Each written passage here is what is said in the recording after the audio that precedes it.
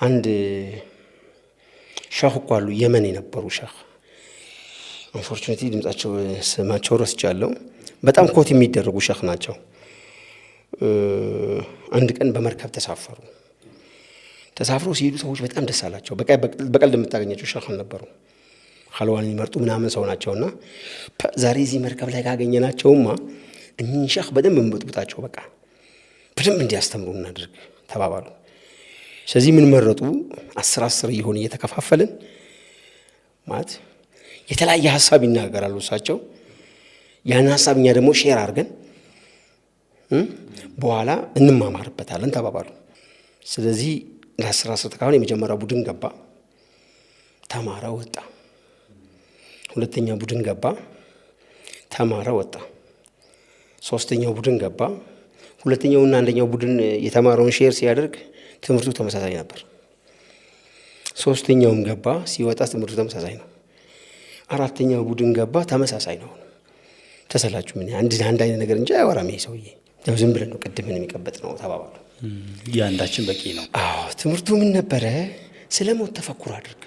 ሞት ካንተ ጋር ከስንዝር በላይ ላንተ የቀረበ መሆኑን እርግጠኛ እስከምትሆን ድረስ ይህን አሉና ይሄ ነበር በቃ ትምህርቱ በአጠቃላይ ሞት ላይ ሜዲቴት ኦን ዴዝ ነው በቃ ያ ሞት አንተ ጋር በጣም ቅርብ እንደሆነ ከሴንቲሜትር በላይ አንተ ቅርብ እንደሆነ እርግጠኛ እስከምትሆን ድረስ ስለሞት ተፈኩር አድርግ ማሰብን አጣቁም ነው ይህን እንዳሉ መርከቡ ላይ ማዕበል ተነሳ አያስፈልገንም ያሉት ትምህርቱ ሰዎች አሁን እርግጠኛ መሆን አለ ሞቱ መጣ አሁን ማለት ነው አፓረንት ወጡ ማለት ነው እዛው ኦኬ ሜዳው ድብልቅልቁ መውጣት ጀመረ ኧረ ሸሆቹ ዱዓ አድርጉ ልናልቅ እኮ ነው ሸው ዝም ያያሉ ምንም የሚበልሱት ነገር የለም እያለ የመርከቡን እንትን መገነጣጠሉላ ጀመረ ማለት ነው ማዕበሉ በጣም እየጨመረ ሸው ምንም ድምድጋጤ የለ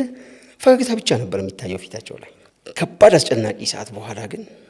መርከቡ እንዳለ ከተሰባበረ ምናምን ካለ በኋላ ማዕበሉ ቆመ ሲቆም ምን አይነት ሰው ነው ተርሶ ዱዓ እንኳን አድርጉ ሲባል በዱዓ እንኳን የሚሰስቱ ስስታም ሰውነቱን ይለቃ ሱብሃንአላህ ምን አዲስ ነገር ተፈጠረ እንዴት ነው አዲስ ነገር ያልተፈጠረው ማዕበሉ እንደዚህ አርጎ እንዲሁን አሁን እኮ በእኛና በሞት መካከል የነበረው ልዩነት እቺ መርከቡ ያዘችው ጣውላ ብቻ ነበረች በቃ ሞት እኮ ደግሶ መጥቶ ነበር እቺን ታክል እርግጠኛ ሆናችሁ እኔ ግን እናንተ አሁን ማዕበሉ በተነሳበት ሰዓት ይሄን ያህል ቀርቦን ነበረ ካላችሁት